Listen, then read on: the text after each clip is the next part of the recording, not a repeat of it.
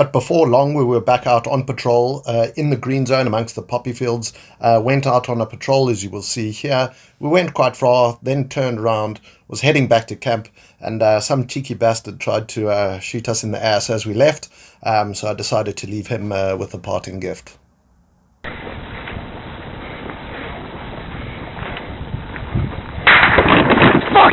Contact there! Was that real? Contact there?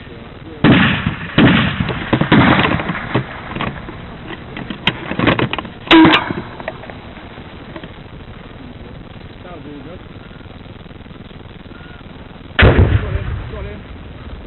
Thanks for coming.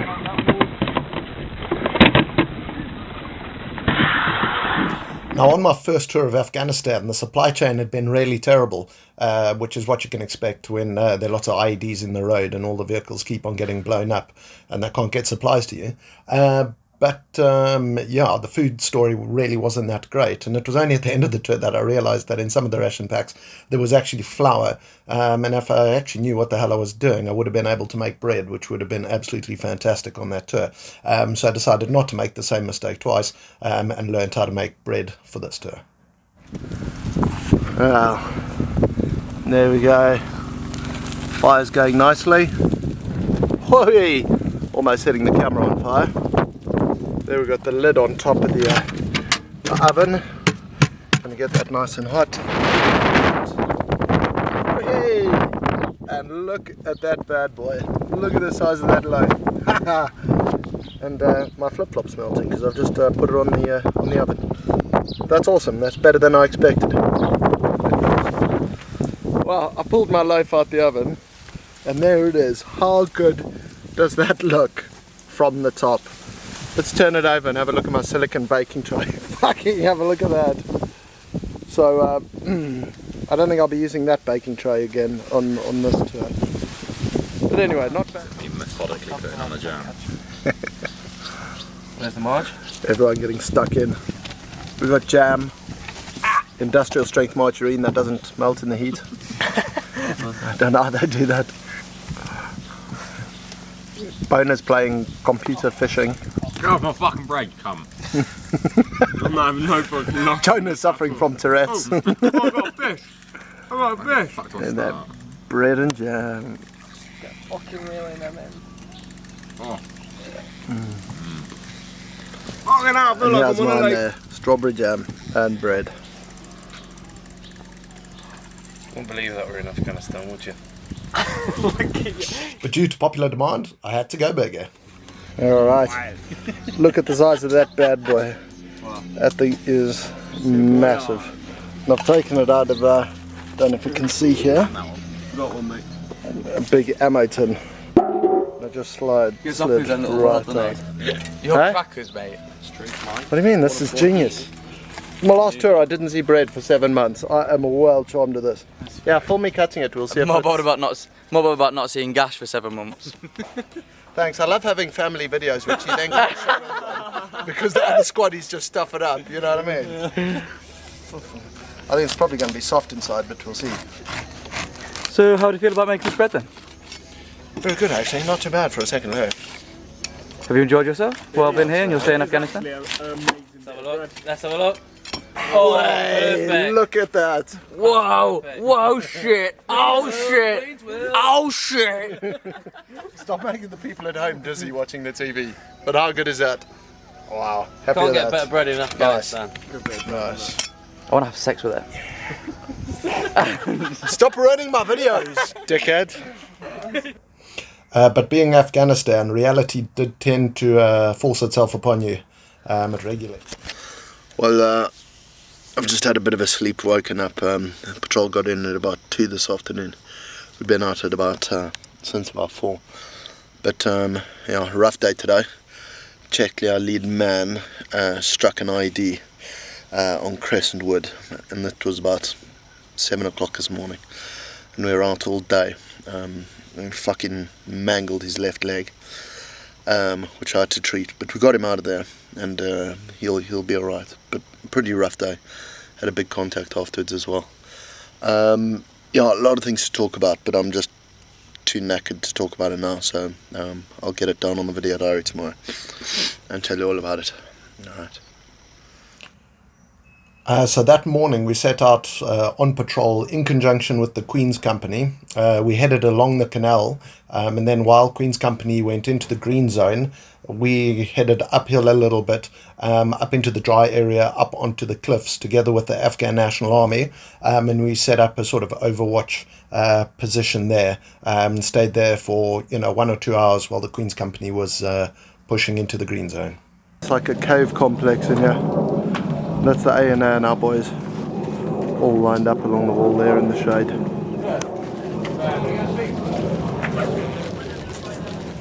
This guy here.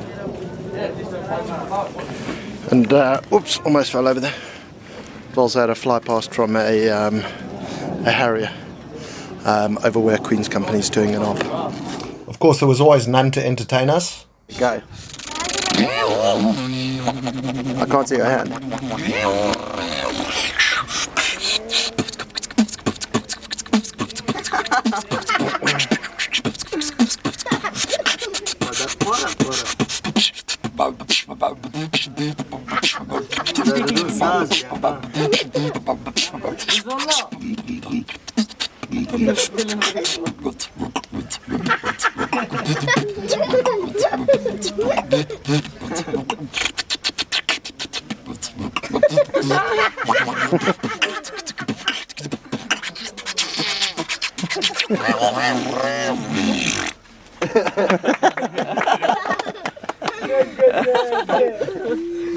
That's it, fuck off now.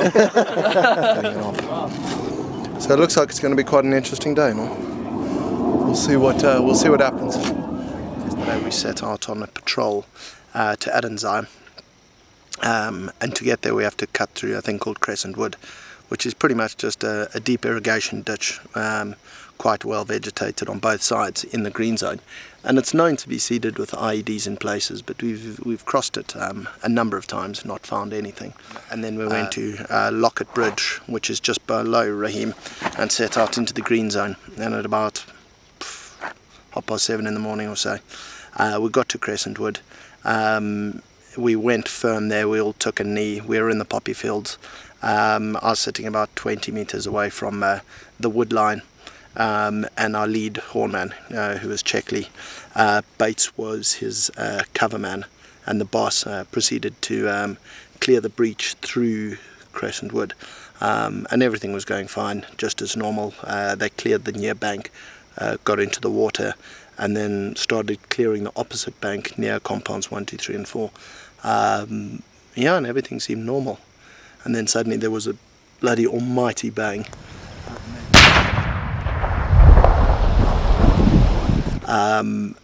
And I remember I turned to my left and there was just a huge dust cloud, leaves flying everywhere. And it took a split second to realize what the hell was going on. And then shouted contact IED. So obviously an IED.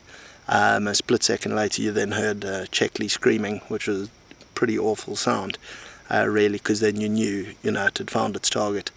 Me being the team medic, I dropped off my ECM bag, made my way to the irrigation ditch, jumped in there, found the boss. I had my tourniquet out. I expected it to be a double amputee, because he had obviously stood on it.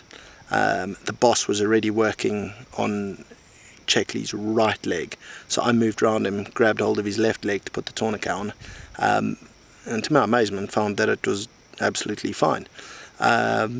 Bates was stumbling around in the water, but he obviously took a lot of the blast against his body because he is the cover man, and he was in a little bit of a state of shock, but he recovered really quickly, and came back to give us a hand. He did really, really well. And then I looked at Checkley's right leg. It had been mashed below the knee on his right leg, but considering it just stood on an IED, it was in pretty good shape. The bone was sticking out, his shin bone was sticking out in a number of places, and his foot was dangling off at a really odd angle. But what amazed me was his sock was fine. His sock wasn't cut, it wasn't damaged, it was on his foot, but his boot was missing. So I have no idea how you get an army boot off somebody's foot when it's laced up, but the boot was missing. but his foot was obviously pretty trashed. The boss and me then picked him up. We dragged him back into the water, picked him up, took him to the other side, where the lads put him on a stretcher, and we managed to get him back to Lockett Bridge, and back to BB Rahim, where a MERT, which is a Chinook helicopter filled with medical gear, came and picked him up. So all in all, he's hell of a lucky. Having stood on an IED, it looks like now there's a sort of 50-50 chance that he may actually manage to keep his leg. And there are not many people who've stood on an IED in this country who can say that, so I think he's been very lucky. After we had dropped him off at the helicopter exchange point, we went back, secured the area, brought in Brimstone, who specialise in digging up these IEDs and, you know, learning who plants them and things like that. So we sat there for a couple of hours while they came in and cleared the IED site. And we had ICOM, which is Insurgent Communications, suggesting that we had fighters descending upon us, which was to be expected. They always do when there's an IED strike. They try to take advantage of it. And then when we were pulling away at about 1 o'clock or so, they took a couple of cheeky shots straight through the wood line into us with a PKM. And I swear there was a sniper to our left, because I heard single rounds coming in from the left.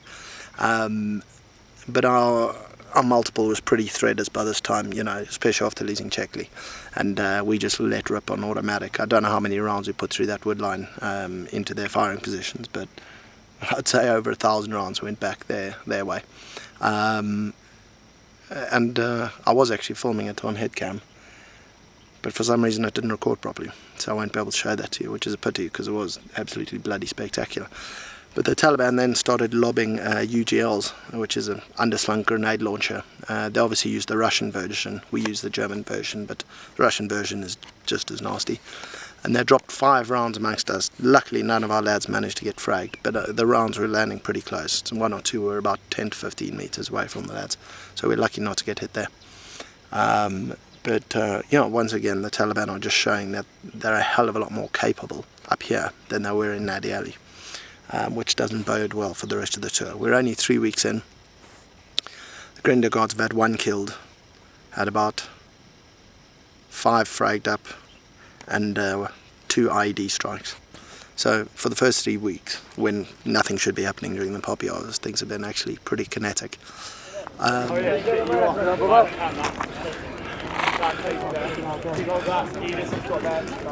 Well, we've just come in from a massive firefight. Lockett Bridge is over there. Unfortunately, Cheddar's got hit this morning by an IED. There's none with the gun.